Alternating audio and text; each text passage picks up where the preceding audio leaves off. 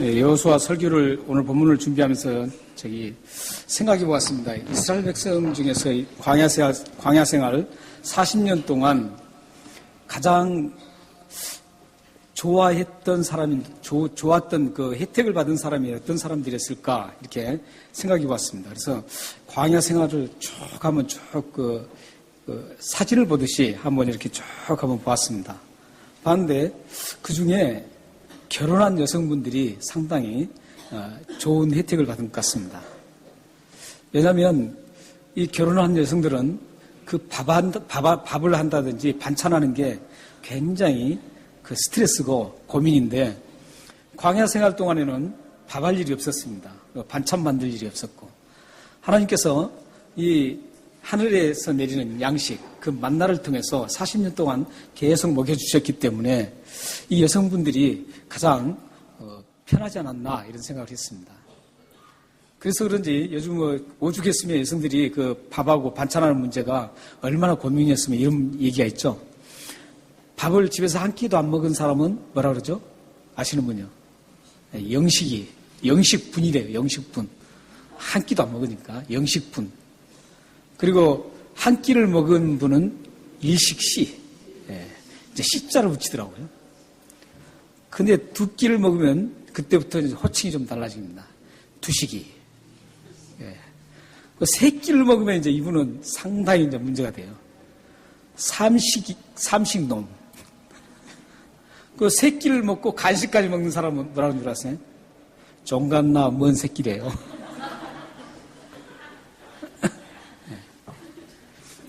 그만큼 여성들이 이 밥하고 이 반찬 만드는 게 굉장히 그 고민이고 스트레스 중에 하나인 것 같아요. 오직했으면 이런 얘기를 했겠습니까? 네, 물론 우리 김정성 권사님이라든지 몇 분처럼 그 음식 만들기를 좋아하시는 분들은 전혀 문제가 안 되는데, 제가 만나보신 여성들 이렇게 얘기 들어보면 대부분 모든 분들이 이 반찬 때문에 고민하는 것 같습니다. 그 고민은 참 좋은 거죠. 어떻게 하면 가족을 더 건강하게, 가족에 맛있는 것을 해서 좀 멋지게 식탁을 같이 차릴까, 이런 고민들을 하는 것이죠. 이런 고민을 하지 않는다는 게 얼마나 큰 혜택이에요. 이스라엘 백성들이 40년 동안 있으면서 결혼한 분들이 밥을 할 필요가 없었어요. 반찬 만들 필요가 없었어요. 하나님께서 내리시는 그 양식, 만나를 그냥 삶고 구워서 먹기만 했으면 됐습니다. 그 삶고 굽는 거야 뭐 남자들도 알 수 있으니까요. 얼마나 편했는지 몰라요. 그래서 여성들이 상당한 혜택을 받았다고 생각합니다. 여성들만 좋았던 건 아니죠. 혜택을 받은 건 아니고 남성들도 역시 마찬가지였습니다. 남성들은 식사를 만들지 않고 또 반찬을 만들지 않지만 남성들의 의무는 그걸 만들 수 있도록 거둬들여야 되는 거예요. 얼마나 힘들겠어요. 농사를 짓는다면 농사를 지어야 돼요. 창세기 3장 17절 말씀처럼 아담이 범죄한 이후에 하나님께서 그 범죄의 대가로 두 가지를 줬어요. 두 가지를 줬는데 그 범죄의 대가 두 가지가, 하나는 하나님과 분리되는 그 사망 선고가 이루어졌고, 또 하나는 남자에게는 땀 흘려서 수고하지 않으면 이 지상에서 먹을 수 없다는 거예요. 그래서 지상에서 먹고 살려면 땀 흘리고 수고를 많이 해야만 남자들은 그 수고를 해야 된다는 것이죠. 그런데 40년 광야 생활 동안 남자들은 일할 게 없었어요.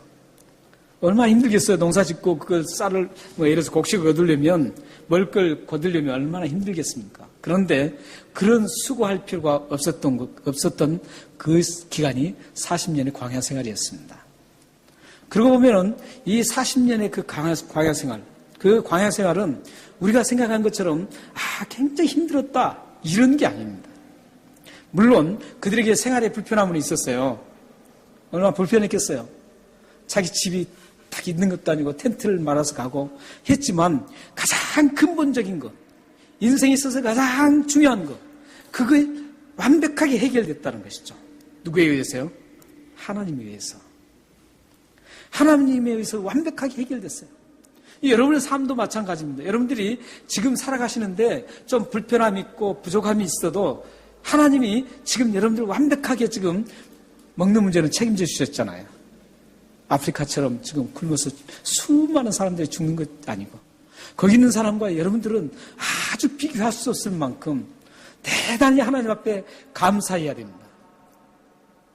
근데 우리는 상대적인 비교를 하기 때문에 여기서 먹고 사는 건 하나님께서 책임져 주고 계는데도 불구하고 굶어 죽는 사람들은 생각하지 않고 지금 이 테두리 안에서 나보다 더 좀 뭘 누리고 나보다 더 뭔가 멋을 부리고 뭐 잘 입고 좋은 차를 타고 이런 상대성 비교를 통해서 내가 쭈그러들고 하나님 앞에 원망을 일어난다는 것이죠. 우리는 지금부터 여러분들 그런 생각을 하셔야 됩니다. 먹고 살게 해준 하나님 그 자체만도 하나님 앞에 감사하고 하나님 앞에 그 은혜가 너무 크다고 생각하면서 살아가셔야 됩니다. 그렇다면 여러분들에게 다른 지구절하게 일어나는 것, 우리 관계성에서도 전혀 문제가 안 될 것입니다. 믿으시나요? 이처럼 이스라엘 백성들은 먹을 것을 해결했기 때문에 그 불편한 것은 괜찮아요.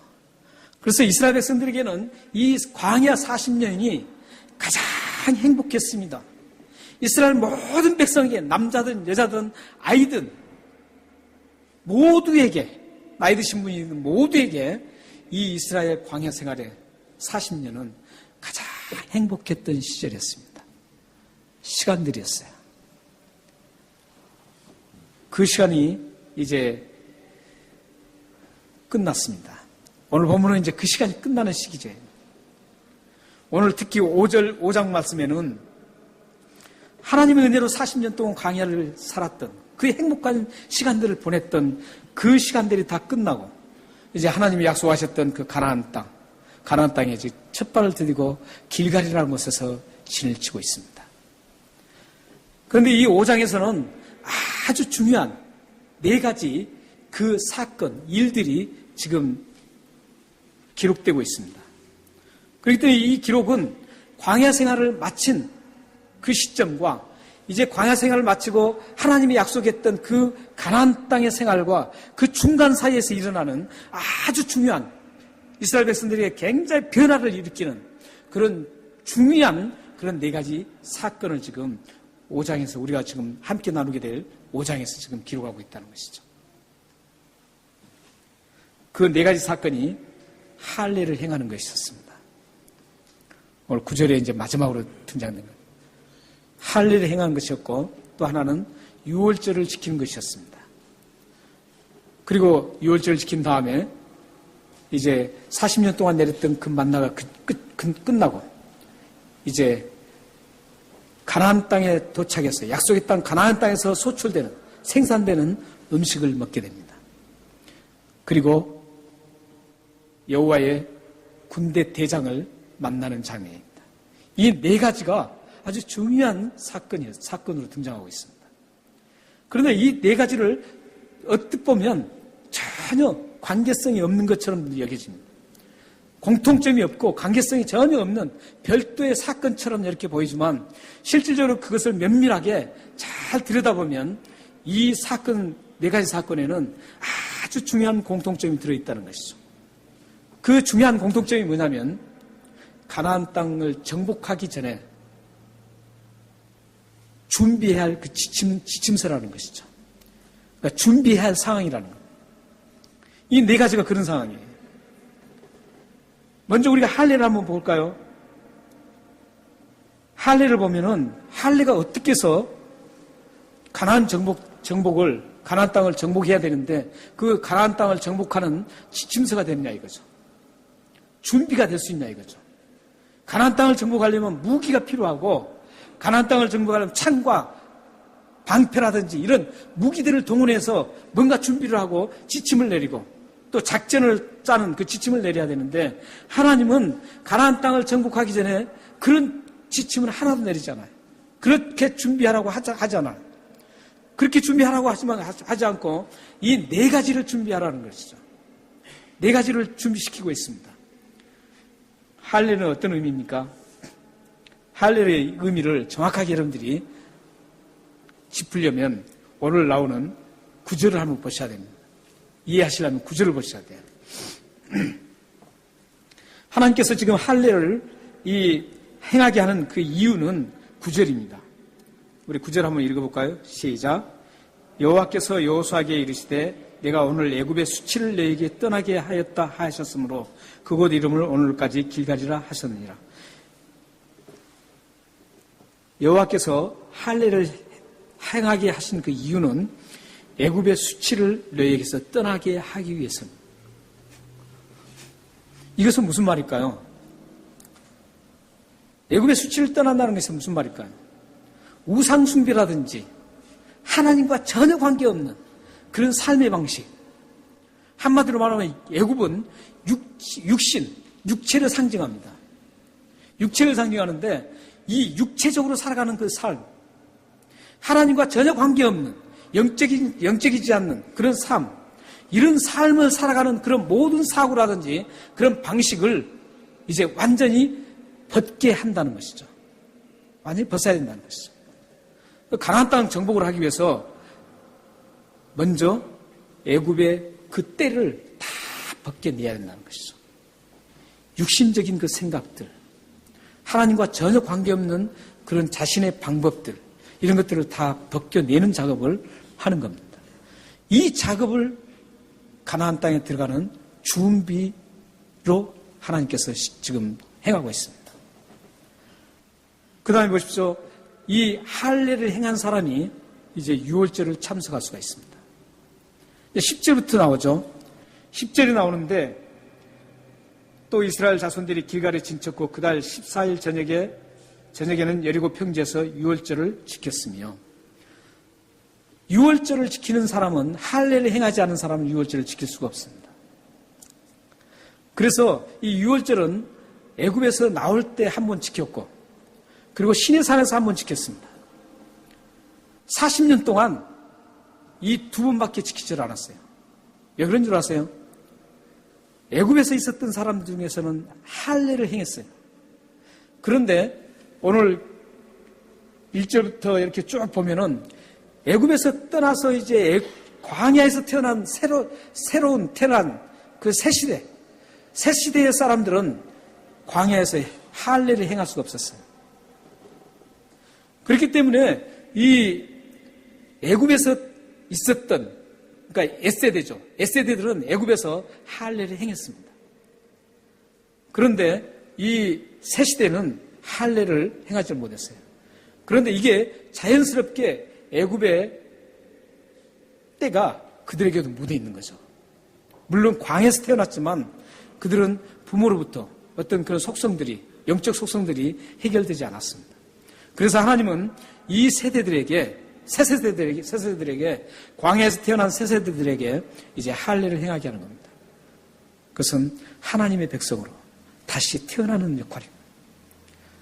간단하게 말씀드리면 옛사람은 이제 죽고 새 사람이 된다는 것이죠. 그렇기 때문에 이 새 사람이 된 사람만이 이 유월절에 참여할 수가 있습니다. 왜냐하면 유월절은 하나님으로부터 구원받은 감격을 찬양하는 날이기 때문에 그렇습니다. 예수 그리스도의 피, 어린 양의 그 피로, 어린 양의 그 피를 통해서 구원받은 사람, 파스오버 된 사람, 죽음을 통과된 사람, 이 사람들이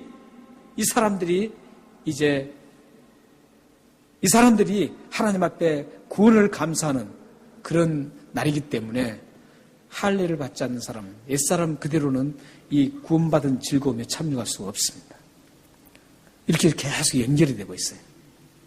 뿐만 아니라 이제 이렇게 옛사람이 이제 죽고 그 다음에 유월절에 참석을 합니다. 유월절에 참석하는데 이 유월절을 참석한 것은, 이 유월절의 의미는 어떤 의미냐면 이제 얄팍한 자기의 지식을 버리고 하나님의 그 구원 방법만 믿고 따른다라는 그런 의미를 가지고 있습니다. 그렇기 때문에 어떤 것도 내 방식대로 살아가지 않는다는 것이죠. 그래서 이 가나안 땅 정복을 하기 전에 하나님이 지시하는 그 모든 것들을 순종하겠다, 이런 순종 선언이 지금 유월절을 지키는 겁니다. 그러니까 가나안 땅에 들어가서 하나님의 순종하지 않으면 어떻게 되겠어요? 그래서 미리 가나안 땅을 정복할 때 무기를 준 게 아니라 하나님의 순종하는 것을 지금 주고 있는 겁니다. 그러니까 가나안 땅을 정복하기 위해서는 하나님의 순종하는 게 우선이라는 거죠. 그게 아이성과 여리고성에서 차이가 나는 것이죠. 아이성은 철저하게 하나님 앞에 순종을 했어요. 그래서 한 번도 그 벽을 두드리지도 않았는데 그냥 무너졌습니다. 그 튼튼한. 그러나 여리고보다 더 큰 성, 더 적은 성, 아주 비교할 수도 없는 적은 성, 그것은 하나님 앞에 순종을 하지 않음으로 해서 그들이 거기서 3만 명이 죽고 오히려 거기서 퇴폐를 합니다. 그 순종 문제였습니다. 그렇기 때문에 6월절은 지금 하나님이 내 방법을 다 버리라. 내 그 얄팍한 지식도 버리고 오직 하나님이 지시하는 그 지시를 믿음으로 순종하며 따라가라. 이런 의식이 6월절입니다.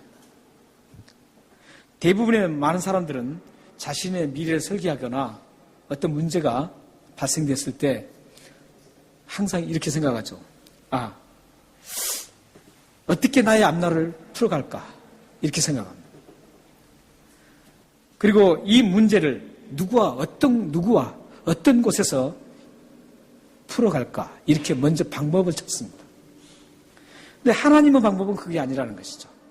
하나님은 이 문제를 온전히 하나님께 맡기고 가라는 거예요.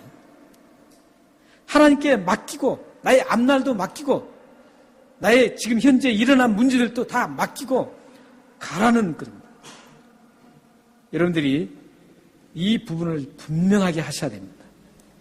하나님을 믿는다 그러면 여러분들이 이 부분 분명히 정리를 해야 합니다. 얄팍한 내 지식과 하나님이 함께 해주실 거다. 이 양다리 거치면 안 됩니다. 하나님, 이 문제, 앞으로 나의 문제, 나의 자녀 문제, 하나님 책임져 주십시오. 맡기십시오. 우리는 너무 지금 현재 과학에, 인본주의에, 인문학에 너무 많이 물들어 있어요. 그래서 그렇게 얘기하면 저 목사 이상하다 생각합니다. 그러나 성경은 전체를 봐도 내가 뭘 할 수 있다는 게 없어요. 실질적으로 여러분들이 깊숙이 여러분들이 생활했던 것들을 깊숙이 한번 보세요. 결국은 여러분들이 했던 거 하나도 없어요. 아는 것도 하나도 없어요. 그렇기 때문에 아예 포기하는 게 좋아요. 우리 죄 용서받는 것도 마찬가지고 우리가 구원받는 것도 마찬가지고 우리가 이 세상을 살아가는 모든 길도 다 마찬가지예요. 내가 했던 건 하나도 없어요. 보면 결국은 보면 없어요. 내가 뭔가 했던 것 같은데 그거 아니라고요. 결국은 그게 하나님이 하셨던 거예요. 믿으시나요? 그렇기 때문에 처음부터 이스라엘 백성들을 그렇게 지금 준비시킨 겁니다. 여러분들도 앞으로 자녀 문제들, 자녀 문제 내가 이렇게 뭐 계획이요? 그래, 좋죠. 그러나 잠언서에 있는 것 말씀처럼 사람이 자기 일을 계획했을지라도 그 길을 인도하신 분은 하나님이세요. 그 길을 인도하신 분은 하나님이시라고요. 이 잠은 살아계신 말씀을 믿어야 되잖아요. 교육 막 시킨다고요? 시키셔야 돼요. 그러나 그 교육 시켰다고 다 되나요? 아니요. 서울대 나오고 하버드대 나온 사람이 다 잘 됐나요? 아니에요. 못된 사람이 더 많아요. 잘된 사람보다 못된 사람이 더 많다고요. 그게 왜 그럴까요? 그렇게 시켰으면 당연하게 잘 돼야 되잖아요. 안 돼요. 하나님이 인도해 주실 때만 가능한 겁니다. 특히 하나님을 믿는 하나님의 백성들에게는 그게 그대로 적용됩니다. 세상 사람들에게 적용이 안 되지만 세상 사람들도 그것도 적용이 되지만 더 하나님의 백성들에게는 그게 더 완벽하게 적용될 수밖에 없어요. 왜냐하면 하나님의 백성은 하나님 책임져야 되기 때문에 그래요. 여러분들이 하나님 백성이잖아요. 백성이기 때문에 여러분들의 자녀 문제, 나의 앞날 문제, 지금 터진 이런 문제들 여러분 스스로 해결하려고 하지 마세요. 안 돼요. 됐다고 해도 그게 다음에 또 불편하게 될 수 있어요. 하나님이 해결해 주는 게 완벽합니다. 하나님이 해결해 주는 완벽한 줄 하나님이 해결해 주면 그게 완벽하다고요. 이스라엘 백성의 그 모든 여정을 봐도 확실하게 드러나잖아요. 하나님이 해주시면 그게 다 되는데 자기들이 하겠다고 막 몸부림칠 때는 처참하게 깨지는 모습을 우리는 성경 역사를 통해서 보고 있습니다. 여러분들에게 우리는 항상 많은 문제가 일어날 수밖에 없어요. 이 세상은 구조가 그렇게 되어 있습니다. 이 세상 구조는 여러분들 편하게 그냥 가게 만들지 않습니다. 언젠가 나에게 고난이 오고, 언젠가 나에게 힘든 일이 오고, 언젠가 나에게 고민되는 일이 오게 되어 있습니다. 그럴 때 여러분들은 어떻게 할 것인가? 정리가 확실하게 되셔야 됩니다. 이제 가나안 정복을 위해 또 준비하는 한 장면이 또 나타납니다. 그 장면이 13절 15절입니다. 13절 15절 우리 한번 다 같이 읽겠습니다. 시작. 여호수아가 여리고에 가까이 이르렀을 때에 눈을 들어본즉 한 사람이 칼을 빼어 손에 들고 마주서 있는지라. 여호수아가 나가서 그에게 묻되 너는 우리를 위하느냐 우리의 적들을 위하느냐 하니 그가 이르되 아니라 나는 여호와의 군대장으로 지금 왔느니라 하는지라. 여호수아가 얼굴을 땅에 대고 엎드려 절하고 그에게 이르되 내 주여 종에게 무슨 말씀을 하려 하시니까. 여호와의 대장이 여호수아에게 이르되 내 발에서 신을 벗으라 내가 선 곳은 거루가 아니라 하시니 여호수아가 그대로 행하니라.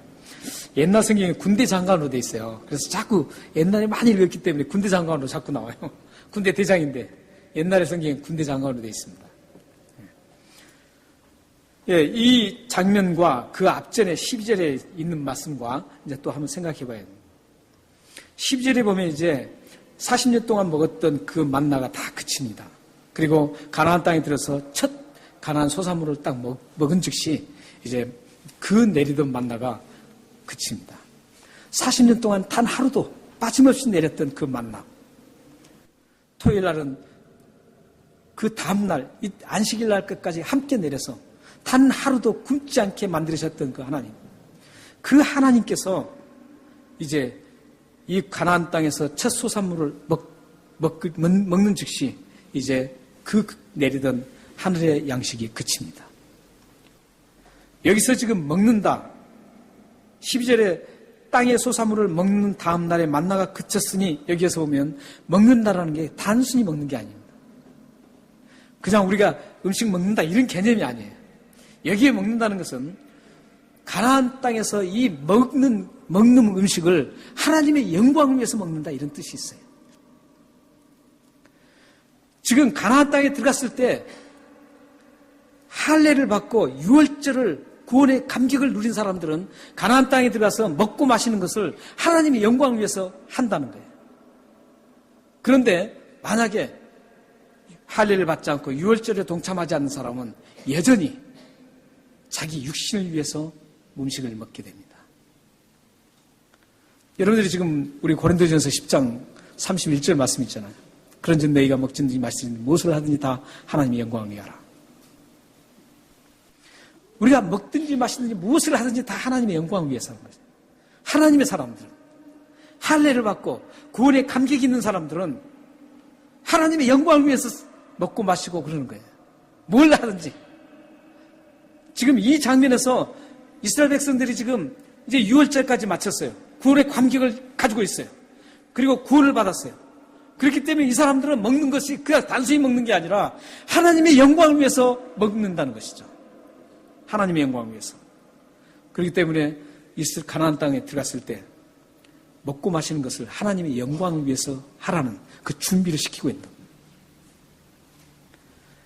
거기 가서 대궐을 짓고 좋은 것들을 누리라 이렇게 하는 게 아니에요. 우리 가나안 땅 가면 젖과 끓이는 땅 이러니까 거기 가면 막 참 먹고 좋고 막 이렇게 생각을 하는데 그게 아니라는 거예요.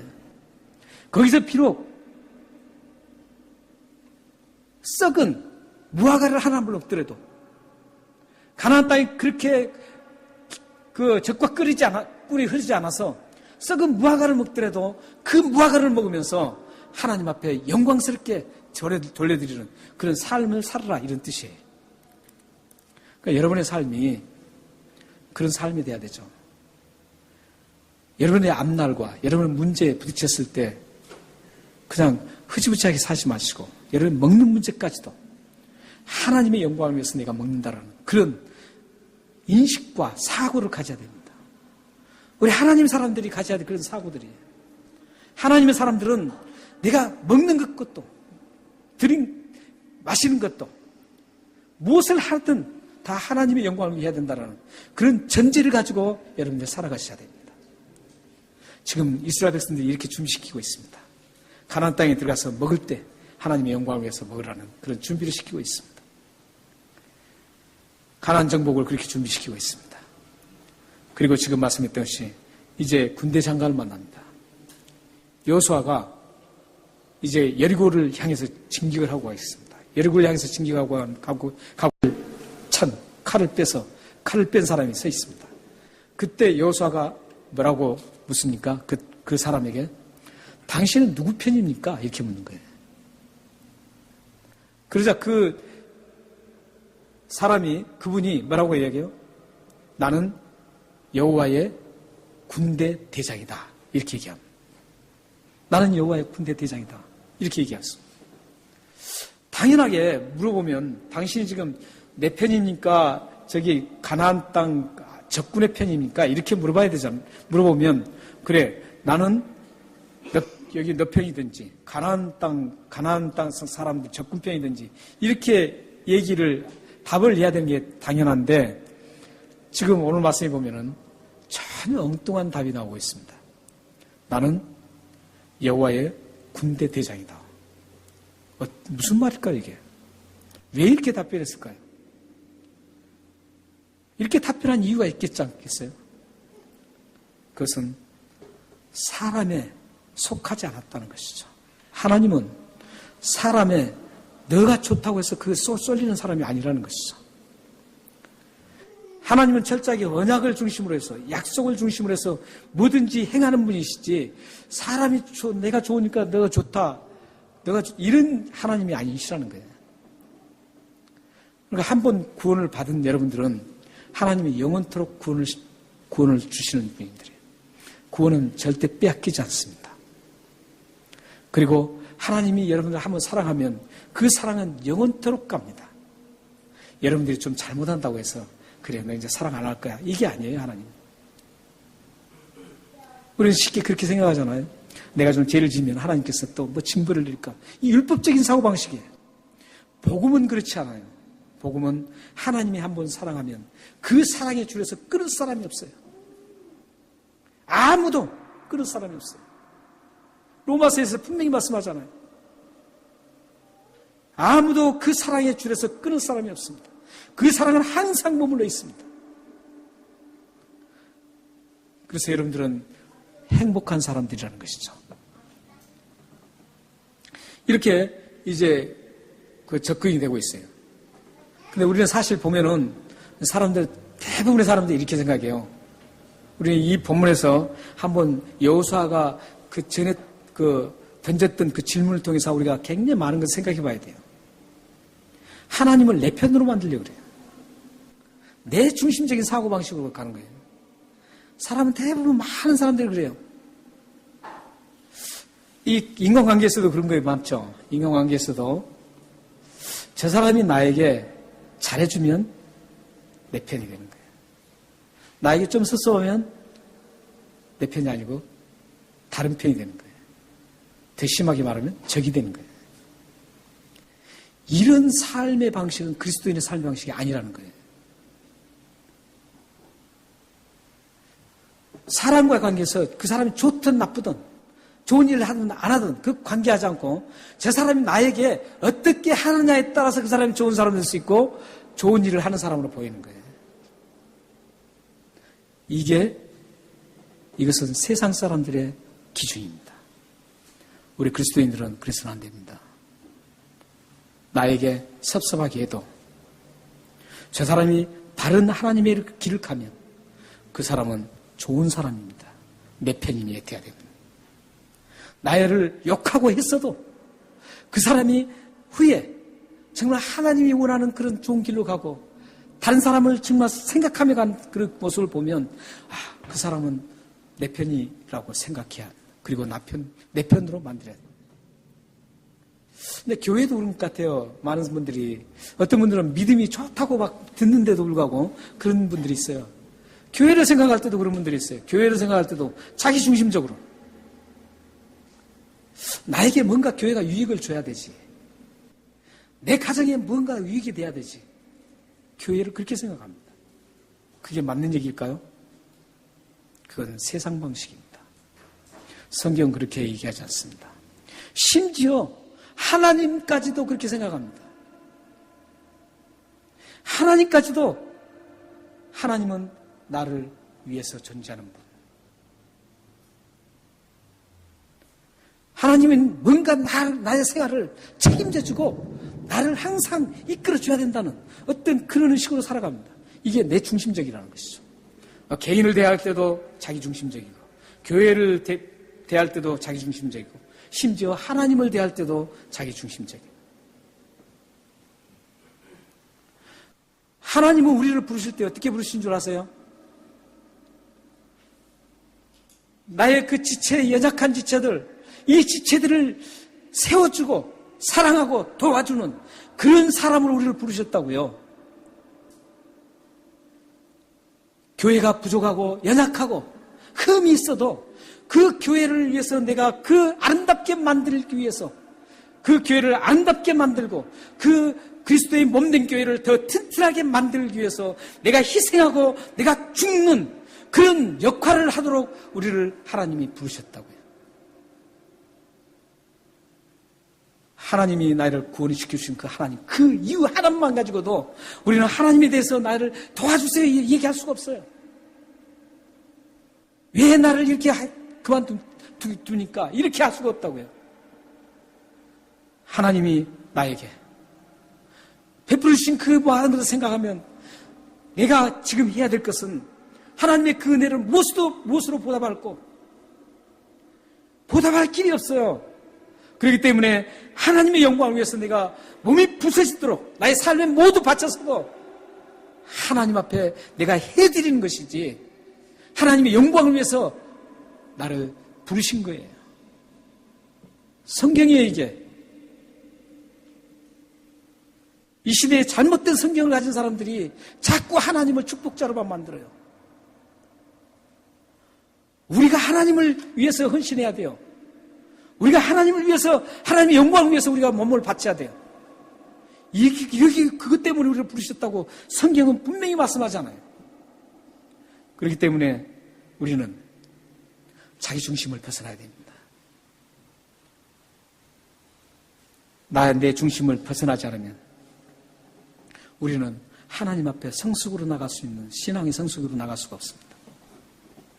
신앙의 성숙과 성숙하지 않는 사람, 베이비 크리스천과 매추얼 크리스천의 차이는 내 중심을 얼마만큼 벗었느냐에 따라서 달라집니다. 그것만 봐도 우리는 저 사람이 성숙한 크리스천이다, 저 사람이 아기 같은 젖먹는 신앙이단가 알 수 있습니다.